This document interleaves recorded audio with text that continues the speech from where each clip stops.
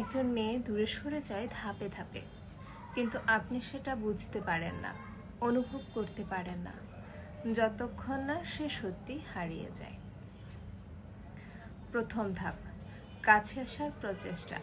শুরুর দিকে সে আপনাকে তার মনের সব কথা বলতে শুরু করবে, তার অনুভূতিগুলো শেয়ার করবে, ছোট ছোট কথায় আপনাকে বুঝতে চাইবে। হয়তো কখনো তার ভালো লাগা, কষ্ট বা দুঃখের কথা আপনাকে জানাবে। সে চাইবে আপনি তার কথাগুলো গুরুত্ব দিয়ে শুনুন, বুঝুন, তাকে সময় দিন। কিন্তু আপনি হয়তো খুব একটা পাত্তা দেবেন না, ভাববেন এ তো স্বাভাবিক, মেয়েরা এমনই হয়। আপনি হয়তো ব্যস্ত থাকবেন, অথবা ভাববেন সে সবসময় তো আপনাকে বলবে, আজ না শুনলে কি হয়েছে।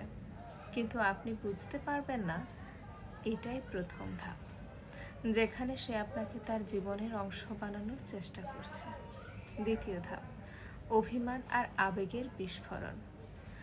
যখন সে দেখবে আপনি তার কথা, অনুভূতি, ইমোশন বুঝতে চাইছেন না বা তেমন গুরুত্ব দিচ্ছেন না, তখন সে অভিমান করতে শুরু করবে।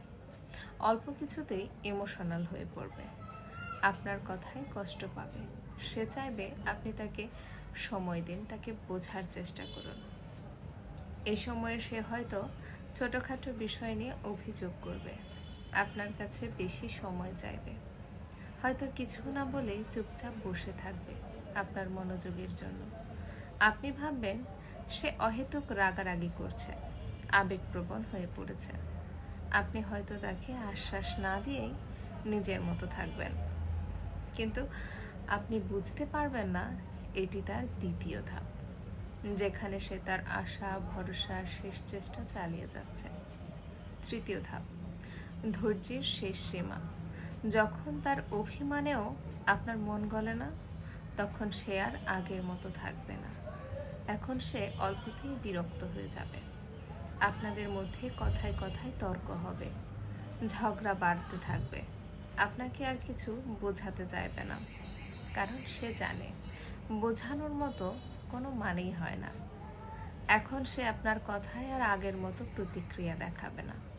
হয়তো কোনো দিন আপনি কিছু বলবেন আর সে চুপচাপ শুনবে, না রাগবে না হাসবে, তার আগ্রহ কমতে থাকবে। সে আর আপনাকে নিয়ে স্বপ্ন দেখবে না। এটাই সবচেয়ে ভয়ানক সময়, কারণ এই চুপচাপ থাকা মানে সে আপনাকে ছেড়ে যাওয়ার জন্য নিজেকে প্রস্তুত করছে। সর্বশেষ ধাপ, নিঃশব্দ বিদায়।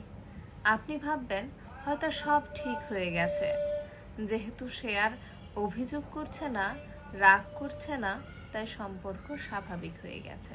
কিন্তু না, আসলে সে আস্তে আস্তে দূরে সরে যাচ্ছে। তারপর একদিন একদম সাধারণ একটা ব্যাপারে তর্ক হবে। আপনি ভাববেন এ তো খুব ছোট একটা বিষয়, এ নিয়ে এত বড় প্রতিক্রিয়া কেমন করে। কিন্তু আপনি বুঝতে পারবেন না এটা শেষ ফোঁটা ছিল তার ধৈর্যের কাপে। সে আর এক মুহূর্ত থাকতে চাইবে না, সে চলে যাবে।